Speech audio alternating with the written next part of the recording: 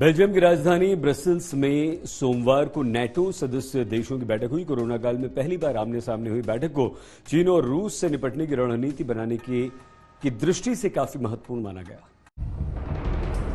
अमेरिकी राष्ट्रपति Joe Biden हो, फ्रांस के राष्ट्रपति इमैनुअल मैक्रों हो या फिर जर्मनी की चांसलर एंजेला मर्केल, G7 खत्म हुए अभी एक दिन ही हुआ है कि दुनिया के ये तमाम दिग्गज नेता एक बार फिर दूसरे देश में मुलाकात कर रहे हैं। तस्वीरें बेल्जियम की राजधानी ब्रसेल्स की हैं, जहां दुनिया भर के ये दिग्गज नेता एक बार फिर जुटे हैं। दरअसल यहाँ नाटो देशों की बैठक चल रही है। यही वजह है कि अमेरिका, ब्रिटेन, फ्रांस, जर्मनी समेत 30 देशों के नेताओं ने बेल्जियम का रुख किया।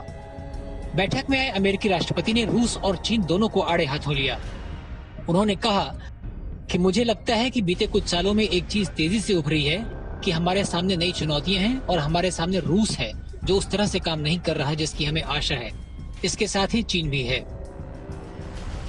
एक तरफ जहां अमेरिका रूस समेत चीन को अपने प्रतिद्वंदी के तौर पर देख रहा है, वहीं ब्रिटेन के प्रधानमंत्री की इस पर अलग राय है। When it comes to China, you've got to. I don't think anybody around the table today wants to descend into a new Cold War with China. I don't think that's where people are, but I think people see. They see challenges. Always hopeful that things will improve with Russia, but we've never.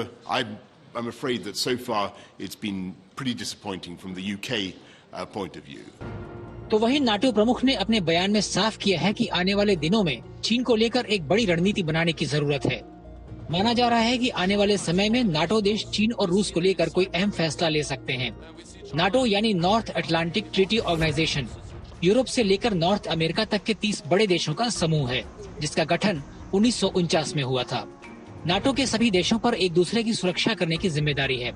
अगर इन देशों में से किसी भी देश पर हमला होता है तो उसे नाटो में मौजूद सभी देशों पर हमला माना जाता है। आज तक ब्यूरो। खबर अब इटली की है, जहां कोरोना के कम होते मामलों के बाद यहां के कई इलाकों को व्हाइट जोन में बदल दिया गया। मतलब यह हुआ कि लोगों को राहत दे दी गई। हाल के दिनों में यहां कोरोना के मामले बड़ी तेजी से कम हुए और यही कारण है कि इटली की सरकार अब इसका फायदा लोगों तक पहुंचा रही है। सुकून और चैन की सांस लेते ये वो लोग हैं जो कुछ दिनों पहले तक कोरोना के बढ़ते मामलों और उसके चलते लगी बंदिशों से परेशान थे। तस्वीरें इटली की हैं, जहां कोरोना के कम होते मामलों के बाद सरकार ने कर्फ्यू और लॉकडाउन के नियमों में ढील दे दी है। दरअसल हाल के दिनों में यहां बड़ी तेजी से कोरोना के मामलों में कमी देखी गई है। ये वजह है कि सरकार चरणबद्ध तरीके से यहां के कई इलाकों को व्हाइट जोन में तब्दील कर रही है। कोरोना के दौर में इटली की सरकार ने हर शहर, हर इलाकों को जोन में बांट दिया है।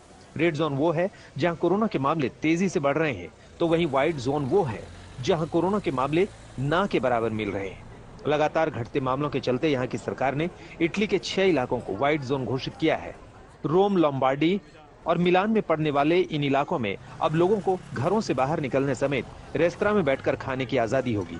हालांकि व्हाइट जोन होने के बावजूद यहाँ रहने वाले लोगों के लिए बाहर निकलने पर मास्क पहनना जरूरी होगा। साथ ही किसी भी प्रकार की पार्टी करने पर पाबंदी रहेगी। बता दें, फिलहाल पार्टी के 21 में से 12 इलाकों को व्हाइट जोन घोषित किया गया है, जबकि बचे हुए इलाके अब भी येलो जोन का हिस्सा हैं। माना जा रहा है कि अगर कोरोना के कम होते मामलों की रफ्तार इसी तरह बनी रहती है तो जल्द ही बचे हुए इलाके भी व्हाइट जोन का हिस्सा होंगे। आज तक ब्यूरो। दुनिया आज तक में आज के लिए बस इतना ही। आप देखते रहिए आज तक।